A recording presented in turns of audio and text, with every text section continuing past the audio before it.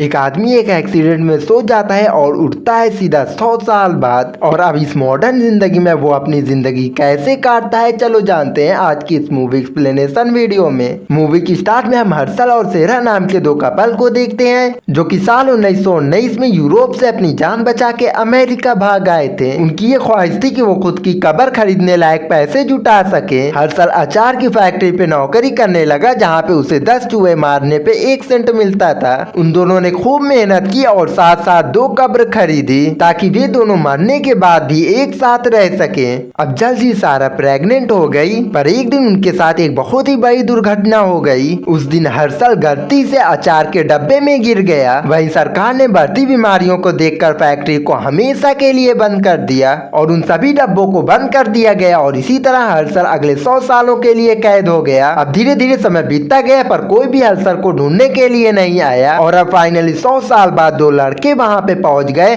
और उनके ड्रोन जाके उस डब्बे में जाके लग गए। अब जैसे ही वो लोग ढक्कन को हटाए तब अचानक से उसमें से हर्षल बाहर निकला। अब उसे देखकर वो दोनों बच्चे बहुत ही ज्यादा डर गए और वहां से भाग गए। 100 साल के बाद भी हर्षल जिंदा था और एकदम सही सलामत था और उसकी एज भी नहीं बढ़ी थी। वैसे एज बढ़ेगी तो वो मर ही जाएगा। अब ये खबर बहुत ही तेजी से फैल गई और वैज्ञानिकों ने बताया कि वो अब तक जिंदा कैसे था। इसके बाद हर्षल को जांच के लिए हॉस्पिटल लेकर जाया गया, लेकिन वो तो एकदम सही सलामत था। डॉक्टर ने पता लगाया कि हर्षल के परिवार के सभी लोग मर गए थे और अब उसका परपोता बैन ही जिंदा था। अब बैन को बुलाया गया और वो अपने परदादा को खुशी खुशी लेने गया और दोनों की शक्ल भी एकदम सेम टू सेम मिलती थी। अब जब हर्षल बाहर निकला तब वो आसपास की ऊंची ऊंची बिल्डिंगियां इमारतें देखकर एकदम से हैरान हो गया। अब वो हर्षल को ब्रुकलिन में अपने घर पे लेकर आया। अब उसका घर देखकर तो उसके होश ही उड़ गए क्योंकि उसने अपनी पूरी जिंदगी गरीबी में ही बिताई थी। बैन ने कहा कि वो जब तक चाहे तब तक यहाँ रह सकता है, लेकिन हर्षल उसके ऊपर बोझ नहीं बनना चाहता। इसके बाद बैन ने उसे सेल्जर वाटर पिलाया जो कि उसके जमाने में सिर्फ अमीर लोग ही पीते थे। अब उसे पीकर हर्षल काफी ज्यादा खुश हो गया।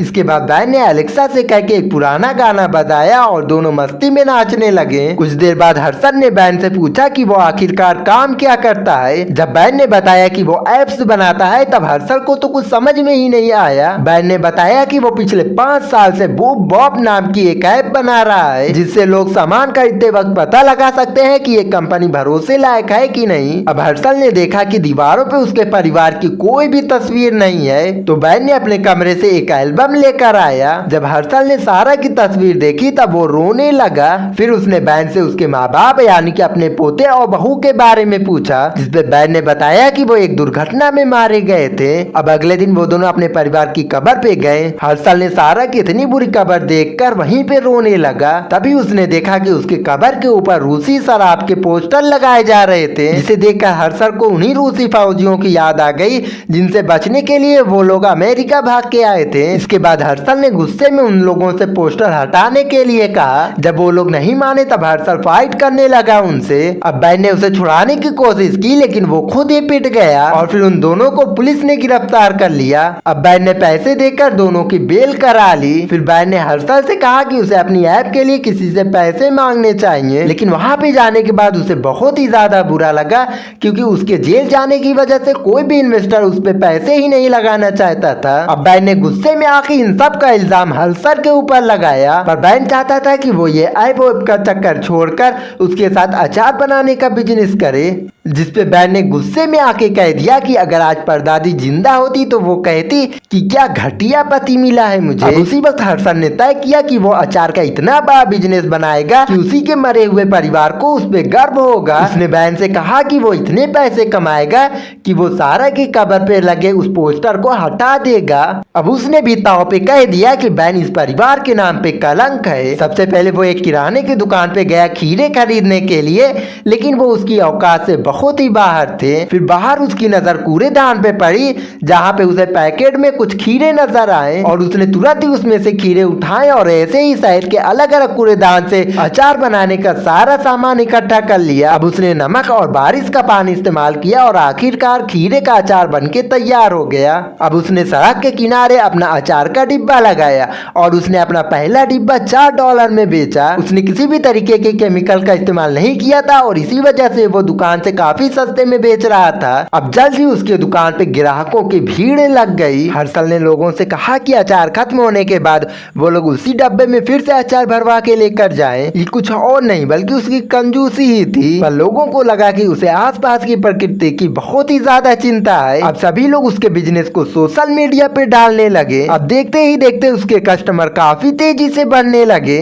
उसकी इतनी ज्यादा कस्टमर आने लगे कि उसने कभी सोचा ही नहीं था।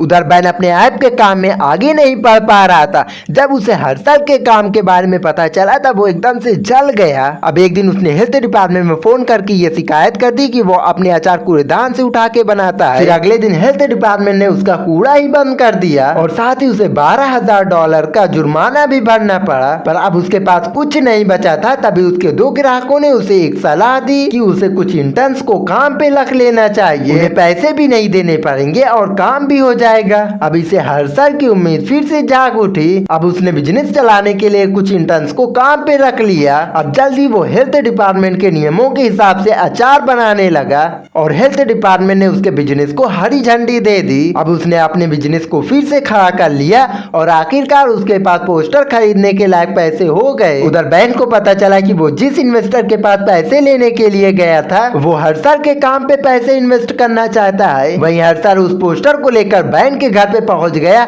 अपनी जीत का जश्न बनाने के लिए। हर्षल बैंक की मदद करना चाहता था क्योंकि आखिरकार वही एक दूसरे के सगे थे। पर बैंक ने कहा कि उसे हर्षल से कोई भी रिश्ता नहीं रखना है। और तभी बातों ही बातों में हर्षल ने कह दिया कि पोलैंड के लोग तो बेवकूफ होते हैं। अब ये सुनकर बैंक को एक और आइडिया सूझा। उसने हर्षल को ट्विटर अकाउंट बनाने की सलाह दी और उसने लगातार धर्म, औरतों और शादी जैसे मुद्दों पर अपनी पुरानी साल 1900 की ट्वीट डालने लगा। अब इससे नाराज होकर अगले दिन कई लोग उसके बिजनेस का बहिष्कार करने लगे और साथ ही उसके इंटर्न्स भी उसके खिलाफ हो गए थे। पर इसके साथ ही हर्षल अपनी सोच पे कायम रहा और कुछ ही दिनों में पुराने सोच के लोगों ने उसे अपना हीरो बना लिया। और तभी उसे एक दिन एक कॉलेज प्रोफेसर के साथ बुलाया गया। तभी बैन ने भीड़ में छुपकर उससे क्रिश्चियन धर्म के बारे में पूछा। इस पे हर्षल ने बेधड़क कहने लगा, वर्जन मैरी ने ईसाई धर्म अपने फायदे के लिए बनाया है क्योंकि वो अपने नाजायज रिश्ते को छुपाना चाहती थी। और उसने ये भी कह दिया कि जीसस में विश्वास रखने वाला हर एक इंसान बेवकूफ है। अब ये सब सुनकर जो लोग उसके साथ हैं उन्होंने भी हर्षल को दौड़ा दौड़ा के खूब पीटा।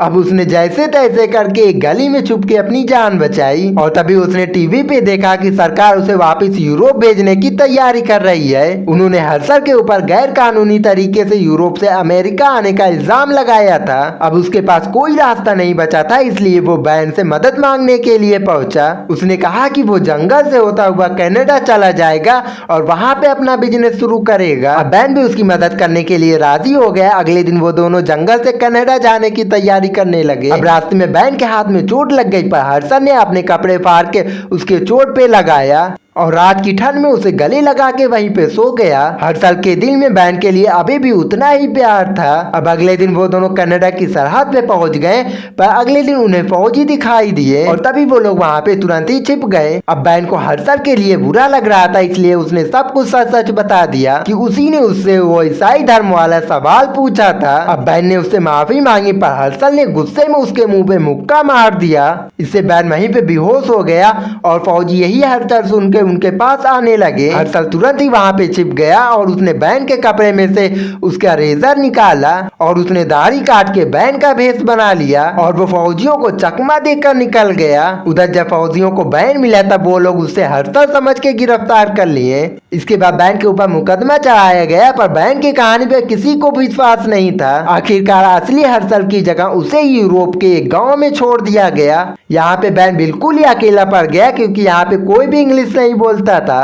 अब वो चलते चलते यहूदियों के मंदिर में पहुंच गया। वहीं दूसरी तरफ हर्षल को अपने परपोते के लिए बहुत ही बुरा लग रहा था। वो बैन के घर पे गया और वहां पे रखी पुरानी तस्वीरों को देखने लगा और तभी उसे एक ड्राइंग मिली जो कि बैन ने बचपन में बनाई थी। बैन ने अपने माता पिता को बूब और बॉब नाम दिए थे। तब जाके हर्षल को पता चला कि बैन अपने माता पिता के नाम पे ही वो ऐप बना रहा था। उसे पता चला कि वो अपने परिवार से कितना प्यार करता है और हर्षल बिना बात ही उसे अपने परिवार पे कलंक समझ रहा था। अब वो खुद यूरोप जाके बैन को वापिस लाने का फैसला किया। उधर मंदिर में बैन को लोग अपने मरे हुए परिवारों को श्रद्धांजलि देने को कहा और तभी वहाँ पे हर्षल पहुँच गया और उसने बैन से दिल से माफी मांगी। उसने कहा कि बैन के माँ बाप को जरूर उस पे नाज होगा। कुछ मुश्किल से बैन मान गया। अब वो तालाब में जाके, जहाँ पे हर्षल और सेरा 100 साल पहले जाया करते थे, अब दोनों ने मिलके फिर से वहाँ पे अचार बनाने का बिजनेस शुरू किया और बैन ने वेबसाइट बनाने का जिम्मा लिया अपने ऊपर। अब इसके बाद वो दोनों ब्रुकलिन लौट आए और सारा की कब्र पे फूल चढ़ाए। और इसी के साथ ये मूवी यहीं पे खत्म हो जाती है। तो वीडियो को लाइक और चैनल को सब्सक्राइब कर देना